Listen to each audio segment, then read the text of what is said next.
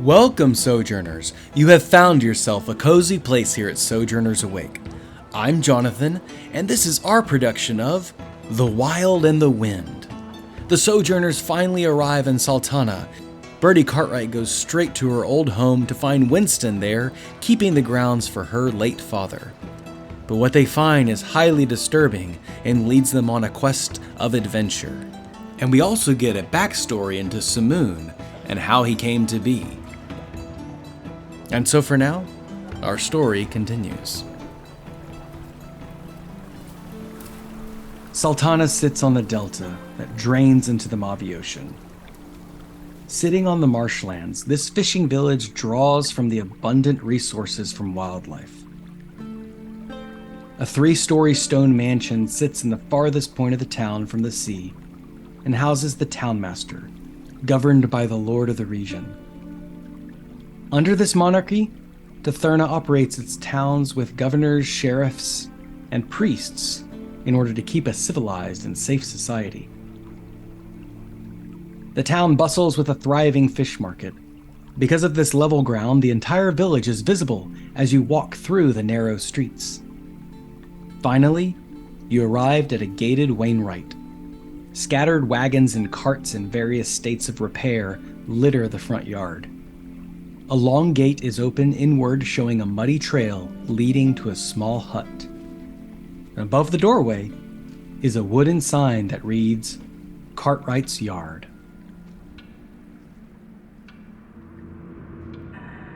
As Samoon follows his friends through the disparaging atmosphere of what seems to be Bertie's former home, the putrid smell of sulfur lingers ominously in the air.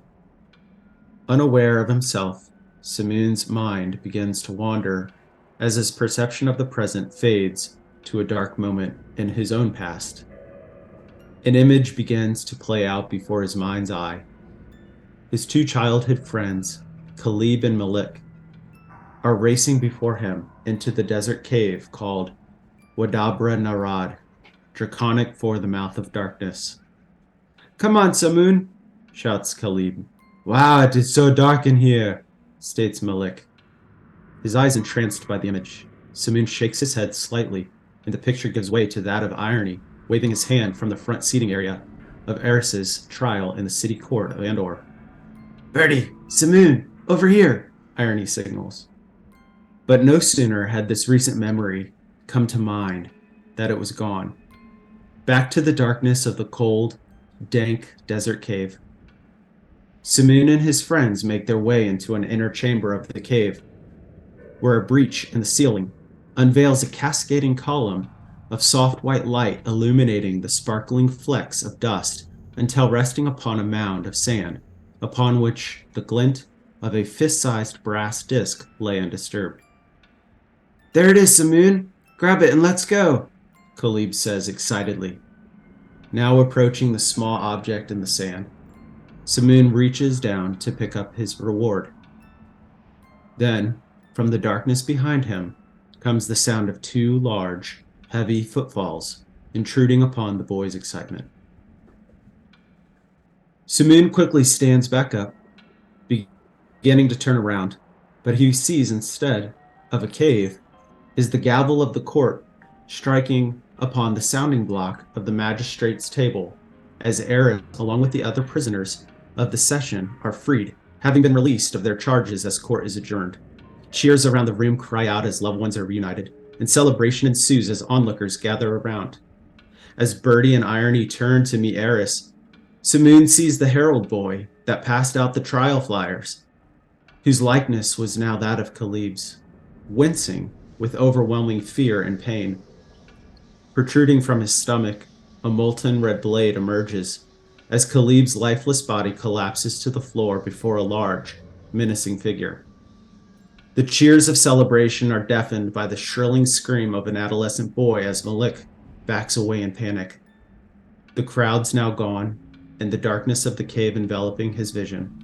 Samoon is paralyzed as the figure darts to Malik and grabs hold of his throat. The boy's helpless form begins to dangle in the air as cries for mercy are swallowed up by the wrenching sound of crunching bone. Samoon shuts his eyes for a brief moment before peeking back to this horror.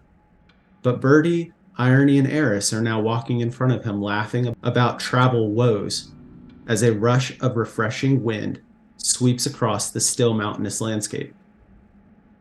As they journey onward, a tree arises before them, and as they approach it, Samoon's heart begins to thump heavy in his chest as his palms begin to sweat.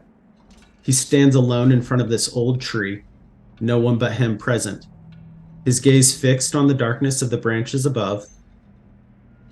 The noise of a deep, guttural laugh plays around him. Spindly legs wrap his body, and he struggles to get free. A massive arachnid holds him, but its face is blackened, revealing two ember orange eyes and gnarled yellow teeth of the creature from the cave. Breaking free, Samoon runs as fast as he can from the creature. Breathless, he pushes himself to the entrance of the cave as a flow of bright white light pierces his eyes. Finally, as he steps into the brightness of the light, his mind hones back to the present. Blinking, he lowers his head from staring at the sun that's veiled by the overcast sky. In front of him is Bertie's home.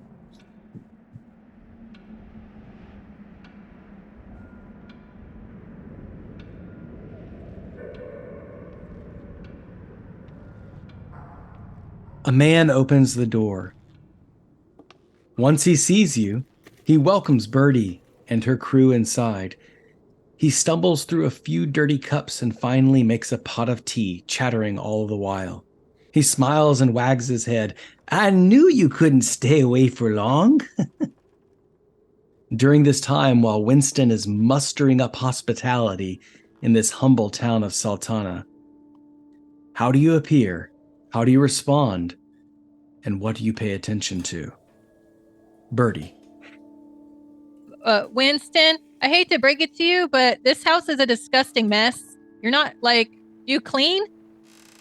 Oh, yes, of course. Well, it's been so busy and everything with the work and everything that your daddy left me. Amos. But yeah, it's been quite the busy time here. I haven't had much company and everything, not since my injury. He pats his knee affectionately. Okay.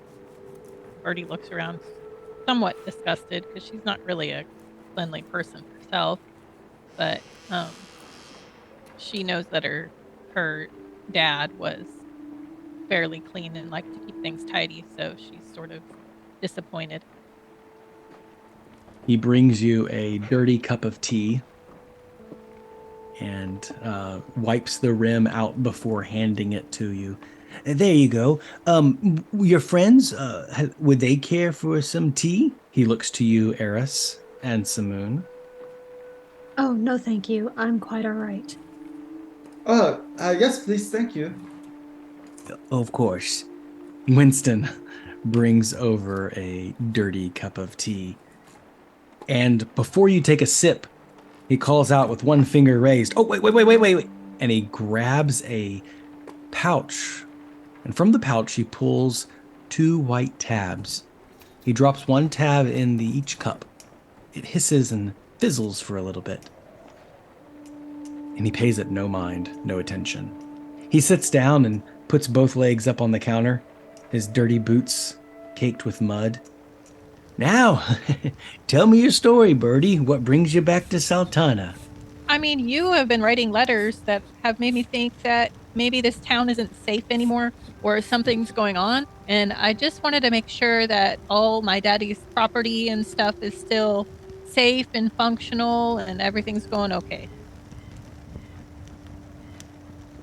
Takes a sip of his tea. Well, everything so far has been good. Stuff hasn't been that great in the last 10 years.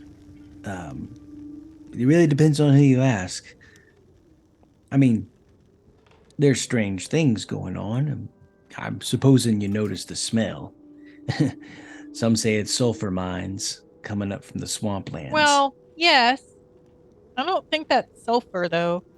It smells kind of like, I've smelt a lot of dead bodies in my day, and I'm pretty sure that's dead flesh.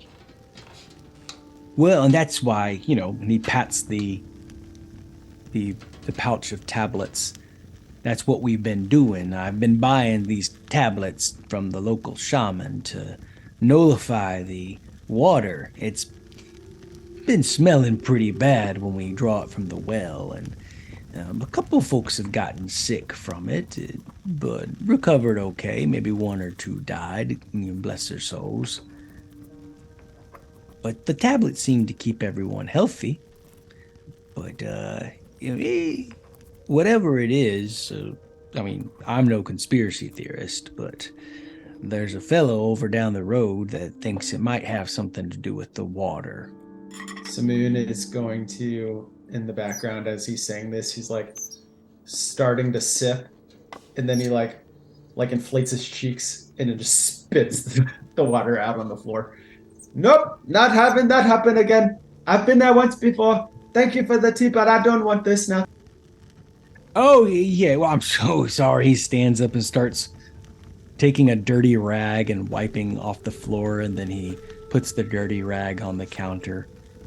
I understand everything. It's not for everybody, and truth be told, we've had a lot less visitors here in Sultana since the water went bad. I mean, I'm not saying it went bad. It's just, natural and everything. And again, I'm not a conspiracy theorist.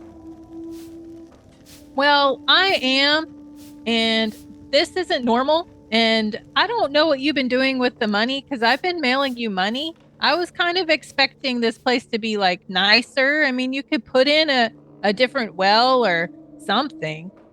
Bertie's starting to get a little frustrated at his cavalier. How much money have you sent? I mean, I probably sent him around 500 gold.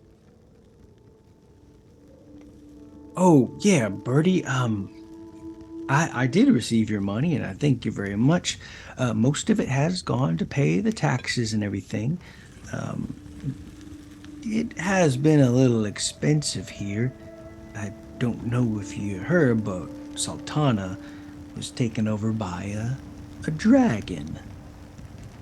Deep within the swamp, the terrible creature is asleep for so long, but from time to time his sheriffs come by, collect the taxes just to keep this place safe from dragon fire.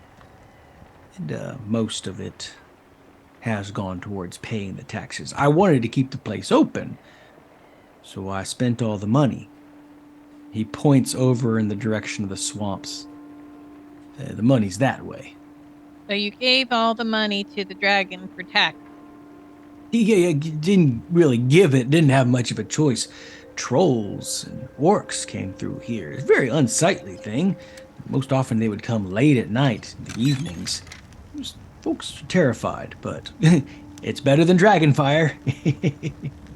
Bertie's starting to get a little ragey at the moment. She has to tame herself. She doesn't like the idea of paying taxes. Taxes is death. I'm sorry. Did you say that a dragon has taken over? Yes, Mogren But- the Black. Isn't this Sultana the property of the Kingdom of Tetherna? Have you sent runners to alert the soldiers? Well, I don't know if you knew, but Tetherna's got its own problems in the south. They say Boshin is rising up, and there's talk of war. So, as they say, let a sleeping dragon lie. Not at the expense of your livelihoods.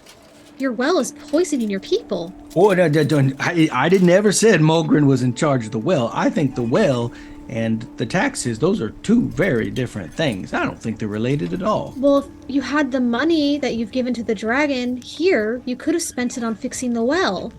They're not unrelated at all. Oh, I suppose it could be that easy. That's what I thought. And I can tell you're an outsider. I could see that's what you think. But there are many people in town who don't think this kind of problem can be fixed with money. It's not that we need a new well. It's, his voice gets really low. He looks towards the windows to see if anyone's listening. I'm not the right person to be talking to about this. Bertie, I can tell you've gotten yourself involved in all sorts of hijinks and crazy thoughts out there, and that's what happens when you go out in the wide world. You bring fellows like this one and that one, and The devil-looking fellow over there in the corner. Irony darts his head over. I am just as much human as you are, sir. It's not my fault the ancestors did what they did.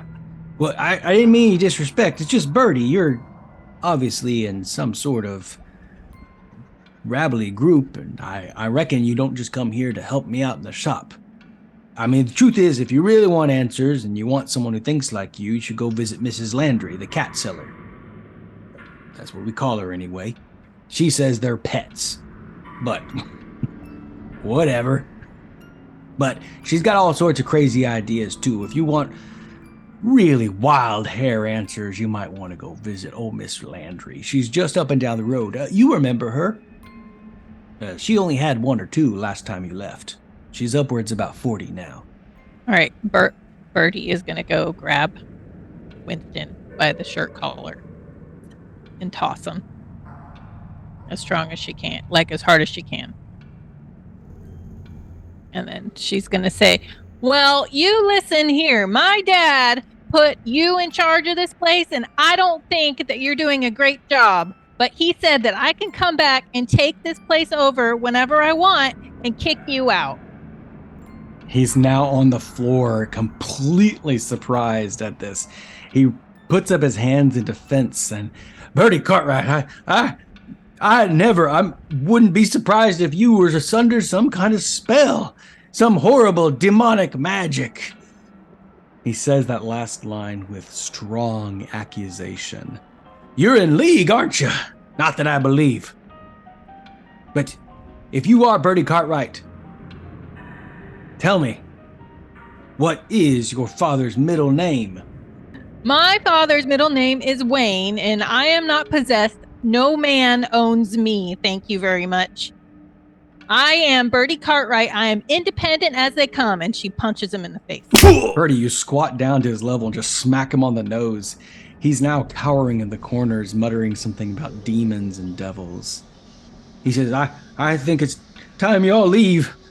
I think that something is wrong with you. Bertie, calm down. Something's wrong with this guy. Samoon, the tea is still spilled on the floor, and the smell of sulfur still lingers in the air. This place is indeed a dump. Bertie's not wrong. How do you respond? Whoa, hold on, Bertie. Mr. Winston, what are you going on about these talks of demons and things? I think you've all talked enough. I've barely said any words. How have I spoken too much already? He rubs his bloody nose, points towards the door. If you are all crazy as you seem you are, and again, I'll say it again, just for the record, I don't believe this for a minute. This is Bertie Cartwright from Sultana. You may look like it, but you're a different person. We're a whole other person altogether. Go spend time with Mrs. Landry. I'm sure she could... You've been drinking too much water here, sir. This is Bertie Cartwright, and I have been with her for a while. He slams his hand upon the table and says, there ain't nothing wrong with the water. His eyes get big and bulgy, and his teeth are yellow, and spittle sprays out of his mouth. And he burps loud. You see his eyes have turned yellow. Samoon kind of does like a kind of a jump back and like unsheaths like 2 inches of his blade from one of his his sword from the sheath. Whoa! What happened to your eyes? There ain't nothing wrong with my eyes. Irony tugs on Eris's sleeve. Eris, look. Irony keeps his hand low, but looks with his eyes down at his hand, and you can follow and notice that there are wooden plates, wooden cups, and a spoon that have all been gnawed and chewed upon. Something weird is here. Can I do an insight check to see whether or not I notice any shadowy figures similar to that which we caught a glimpse of when we entered the town? You have 3 levels of success. You need to get a 10 or higher on insight. And you may roll with advantage. First roll is a 6. So a 7 total. The second roll is a nat 1, so I'm going to go with the 7. Samoon, it smells like sulfur in this town. The man's eyes are wide and yellow, but at this point, he is nearly close to imposing himself in your presence, ready to push you out of the room. And in fact, he does. Moments before you can gather this insight, he just thrusts his belly and chest, says, "I think it's time all you have left." And his hands are gripping his pants and shaking. He's not even addressing Bertie anymore. He just seems intent on driving these trespassers from the shop. I'd like to get between them with my shield out to kind of protect Samoon. I have, like, in combat, I have a thing. I'm trying to find what it's called. Interception is my fighting style, which is when a creature I see hits a target other than you, I can use my attack to reduce damage, but I just like to flavor that where I just have my shield out and block him from pushing Samoon back. Is what I'd like to do with it. Okay. She hasn't drawn a sword yet, but she does have her shield out, and she would have pulled it out right about the time Samoon also got defensive when he began to manifest demonically. Eris, you step in between Samoon and Winston. Your shield goes up in a defensive fashion, and when he looks into your eyes, he pushes his hands back against the shield. He spins around and he grabs a knife from the table, and he's now crouching down like an animal with the blade pointed towards you. He begins to back away into the corner, hissing and spitting. Samoon's going to unsheath his sword fully, just one of them. And he's going to say, in Basille, "Where is your master?" And he's going to have the sword fully drawn, and he's pointing straight at him when he says it. What is your intimidation modifier? Great 0. 0, okay. Well, okay, can I help him? Like, Yeah. I got a 2. What's your modifier, Bertie? +3. Yeah, how would you help? I mean, as soon as Samoon starts talking, Bertie is in full rage, ready to just throw down this guy because he was very insulting. And so she charges her bracers and says, "This time, I'll electrocute you if you don't answer." Winston then spins around and the room goes cold. Irony shrieks. The shutters slam shut. The light from the sunlight has disappeared into this darkened room. A bowl clatters and falls to the ground, shattering into 1,000 pieces. Winston turns his face to the corner of the wall. The blade is now at his throat. He is muttering and cursing, and in Basille he says, "I will not reveal it. I will not betray. I will not speak it." He begins to press the blade into his chest.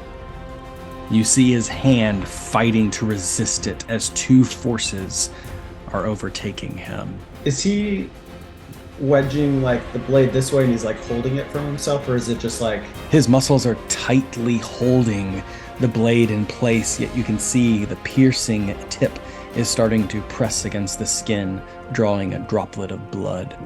"I will not betray. I will not speak." It seems as if he is attempting to end his life in order to not reveal a secret. Right. Within the intensity of the moment, not thinking, he's going to just make a glancing slash at Winston, and he's going to maneuver his blade to, sorry, Winston, chop off his hand. Make an attack roll. You're going to go for a 14 or higher. That is an 18 by itself. Samoon, you spin around quickly, and he turns to see where the blade is coming from, and then gracefully pulling your blade up with one sick motion, you slice off his hand, and his sword falls and clatters to the ground. He shrieks. He doesn't bother to hold his bleeding stump, but he spreads his arms on the corner of the wall and begins to climb like a spider up to the top of the floor, hissing and spitting, his eyes yellow, his mouth frothing, and then suddenly you hear a knock at the door. Eris, how do you respond? So I was not expecting for Samoon to lop off his hand. So the hand goes off, the sword clatters, the blood's everywhere. The man shrieks, climbs up the wall. She's watching him. She's got her rapier out now and her shield, and then that boom, boom, boom comes, and she's just gonna spin around with her shield and then creep towards the door to make sure this isn't reinforcements coming in. Bertie Cartwright. The guy's on the ceiling? It looks like he is climbing on the wall like a cornered spider, looking down at you. Well, Bertie is still raging and angry. He hears the knock on the door and is gonna go over and open the door. Samoon, what is your position? Samoon stays fixated on Winston. He's not disturbed by the door, anticipating his friends to handle that. Since he's made a physical strike with Winston, he's not letting his sight off of him for retaliation.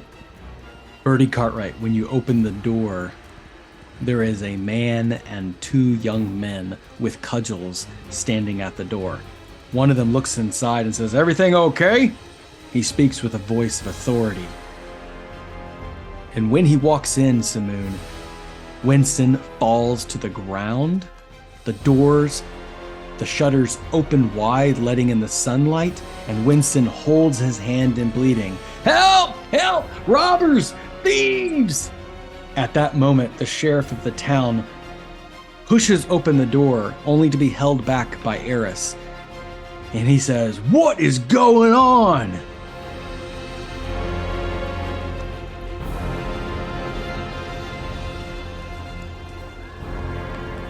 Hello, Sojourners. Thank you for listening. If you'd like to support the show, you can buy us a coffee. Go to www.ko-fi.com/sojournersawake. For every donation we receive, I will allow an inspiration reroll for one player at the start of the game. That's right, for every donation we receive, I will allow one player to re-roll a d20 dice and hope for a better result, thanks to your generous donation. Again, go to www.ko-fi.com/sojournersawake. And so for now, our story continues.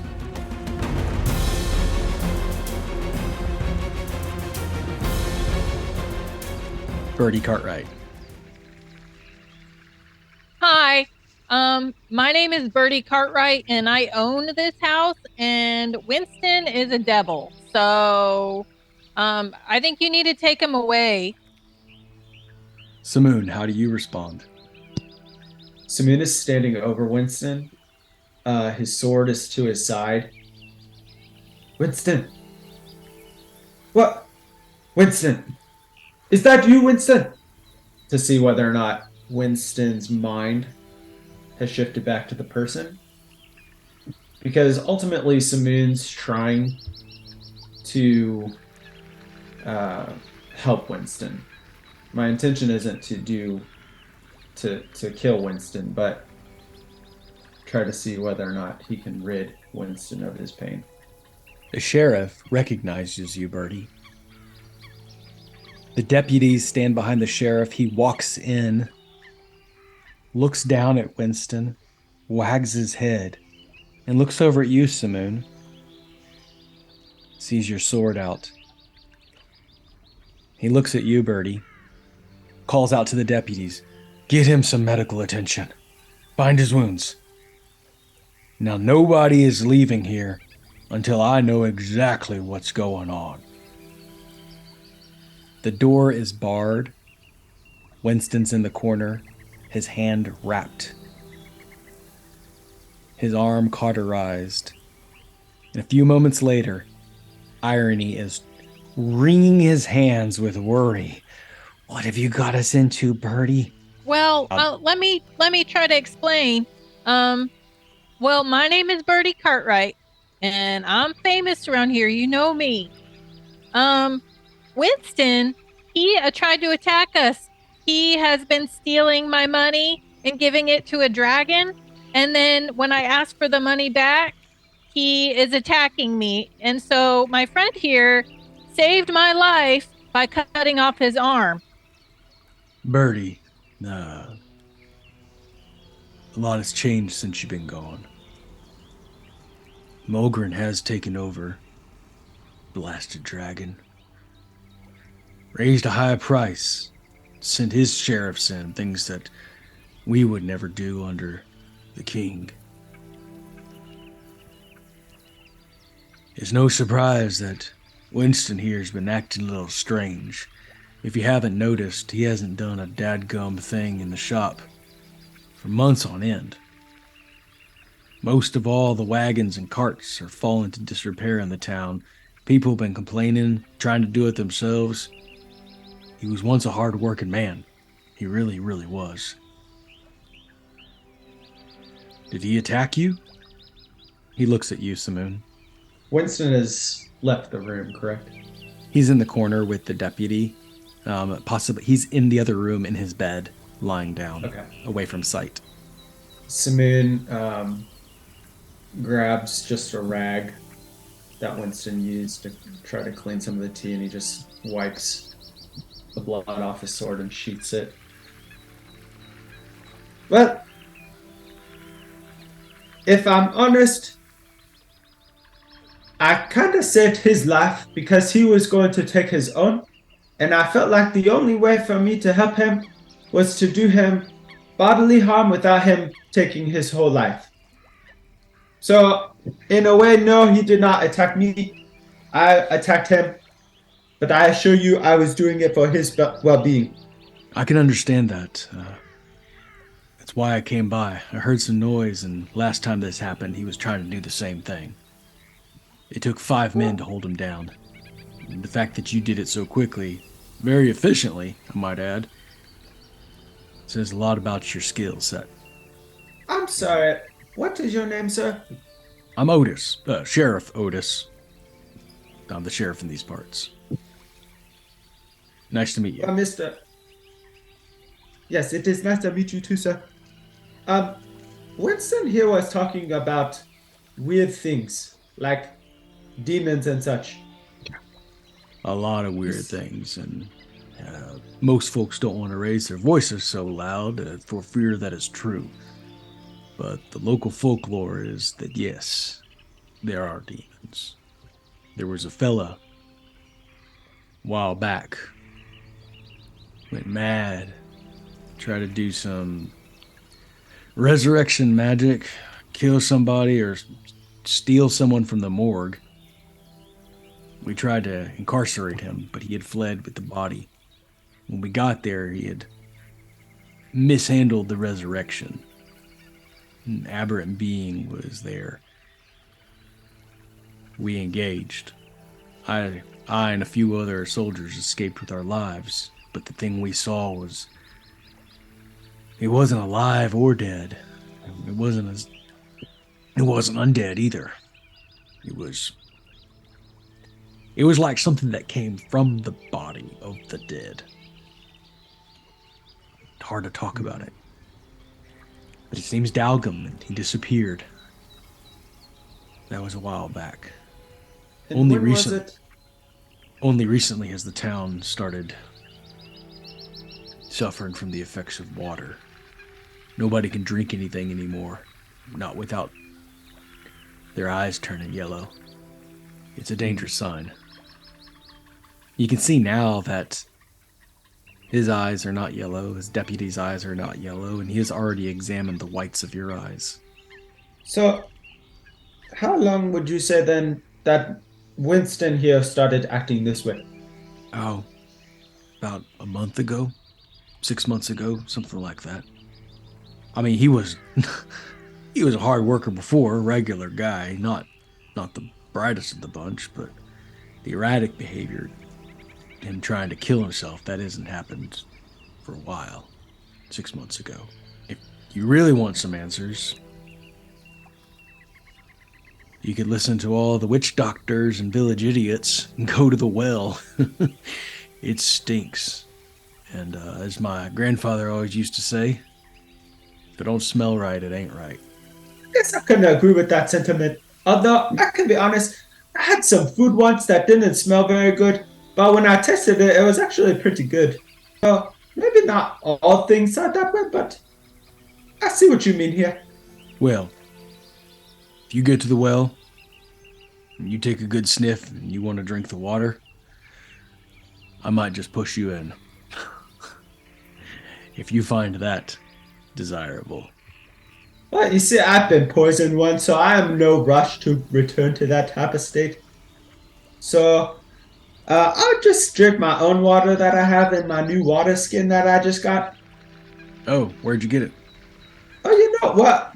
We were out wandering before we got here, and some nice fella gave it to me.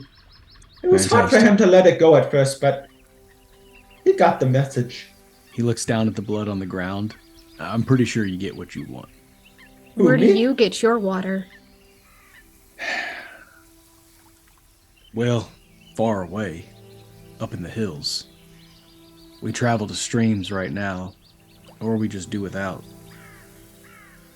We find other ways. And I know you said this already, but how long has the well been bad? 6 months, about the time that Winston started acting strange, to be honest. And what about these tablets that supposedly purify the water? What do you know about those? I think those things just make it worse.